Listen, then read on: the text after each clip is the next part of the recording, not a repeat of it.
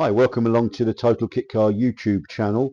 My name's Steve Holt, editor at TKC Mag and TotalKitCar.com, and we've got another episode for you in our History Files series. It's a nice little one, this. It's not a massively long one. Hopefully it'll be entertaining, and there's a bit of humour in this one as well, I think. Well, I do try and add a bit of humour, but this company I'm going to be talking about certainly had some interesting facts, or well, anecdotes attached to them. But the company was called Ranger Automotive, although I think they began life as EJS Products, I think. But just a quick sort of footnote, really. They were one of these companies, I think, that they were around in sort of mid 70s. Really was their prime. And they were one of the companies that existed at the time that they did, before and subsequent. We probably all can name a few that were always there, always offered a decent product, went to most shows, never managed to get the sales figures perhaps that arguably they might have deserved, or were indeed taken seriously enough to be considered as being one of the top players. I've driven a few of this company's products, but I was not, even at my age, I wasn't around. Well, mid 70s, I couldn't even drive, so I didn't actually visit the company in period. Although I've read plenty of stuff about the company boss, a chap called Eric Sammons, to to give me an informed opinion on just what sort of a pleasant, charming little company they were, really. And I mean that in the best sense of the word. They were an honest to goodness company that worked hard.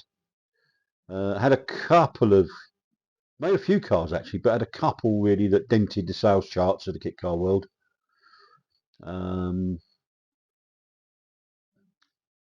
Without really sort of, I don't know, making a dent, as I say, on the top, making their presence felt on the top table, shall we say. Anyway, they they began life in 1971. Actually, they were best known really for mini base kits, but the first product they produced, and interestingly, it was their best seller, was a little thing called the Ranger 80, and that was a mini moke inspired kit. Nothing unusual in that, of course, I hear you say, but it wasn't based on Mini, which is kind of ironic given what the other cars were based on. They were using the Austin 1100 and Morris 1300. And that appeared in 1971, although they quickly changed their name in 72 to Ranger Automotive.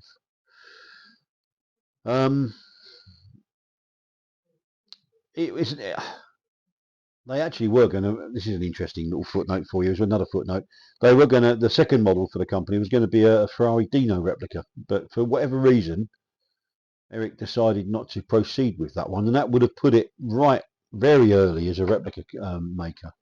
So I'm not too sure what happened to that, but they sold 303 of them, which was a marvellous little return, and they did keep that going until I think 1976. It was resurrected in 1984 by a Welsh company, and I'm going to murder this pronunciation.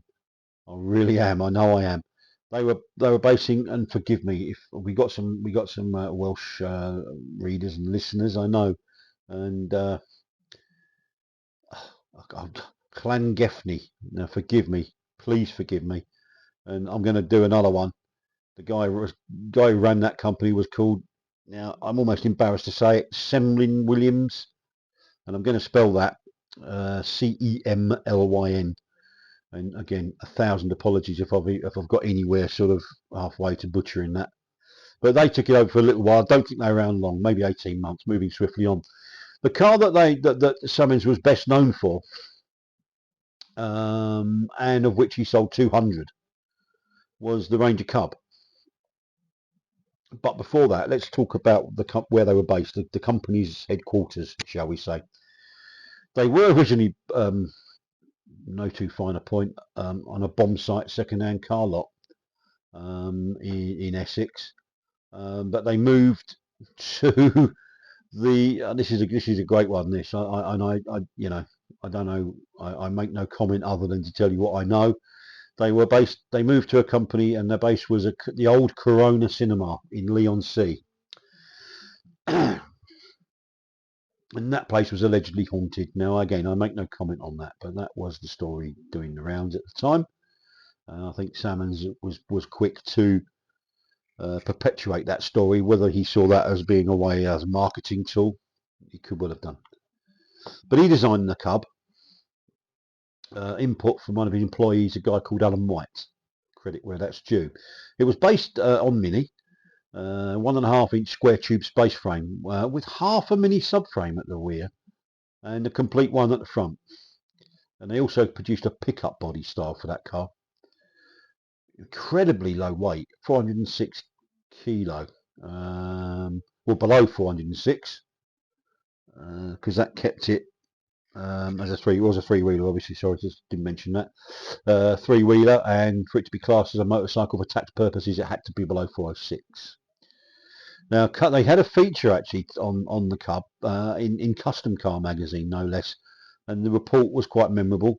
And I've hooked out one quote, which is absolutely brilliant, as follows. Up front, it looks rather like a goldfish that just popped its dentures out for the night. Out back, it's like one of Colin Chapman's more disquieting hallucinations, which I think is hilarious. Cruel, but hilarious. And they also said it cornered like a hulled pirate ship, by the way. That series, the series one appeared in 1974, and they did about 20 before Salmons went, I think, after the custom car feature, went back to the drawing board and came up with a revised and slightly more visually pleasing Cub, Mark II, or Series 2 as he called it, and that came along in early 1975. Officially launched at that year's Midland Motorcycle Show at the NEC, actually. Excuse me.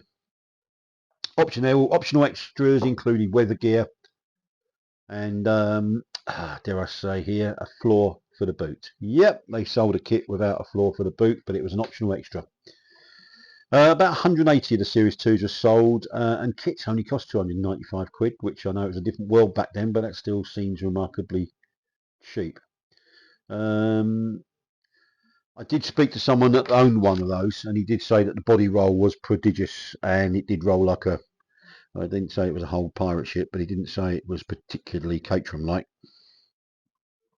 I think some of those 200 sold were fitted with Cooper S engines.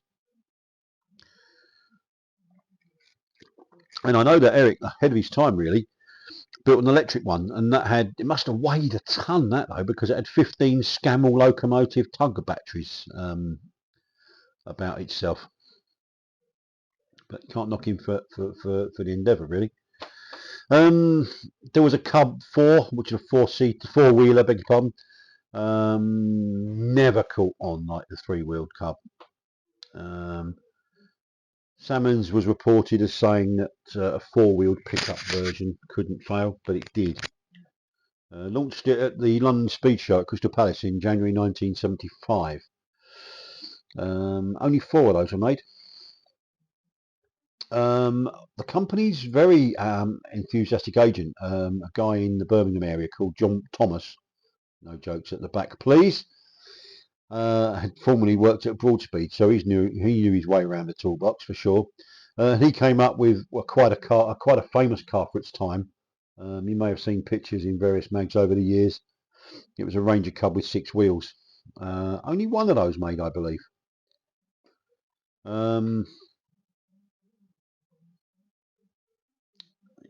Yeah, I think John Thomas actually was based in Furness End. There's no reason for me to laugh at the name John Thomas, but fanar, schoolboy humour and all that. Actually, he could have made 2 of those. He could have made 2 of those actually, though, the 6-wheeler. But there was that, talking about that company whose name I'm not going to even try and repeat again. There was a one-off Austin 1100. They kind of worked on the Ranger 80, but made it more Jeep-like. And Mr. Williams produced one of those in about 1984, I think. And there we have the short but sweet story of Ranger Automotive. I hope you enjoyed that one. If you've got this far and you haven't pressed the quit button yet, and you haven't already subscribed, please consider doing so. It'd mean the world to us, really, because we put unbelievably, we do put a bit of effort into these, and so it doesn't cost you a penny, and if you can, we'd really appreciate it. Many, many thanks for subscribing. If you could also hit that like button on the way out as well, that'd be brilliant. And I look forward to welcoming you again to the next episode of the Total Geek History File series. Wherever you are in the world, hope you're having a great day. And whatever time it is, wherever you are, I look forward to welcoming you again along next time. Thank you very much.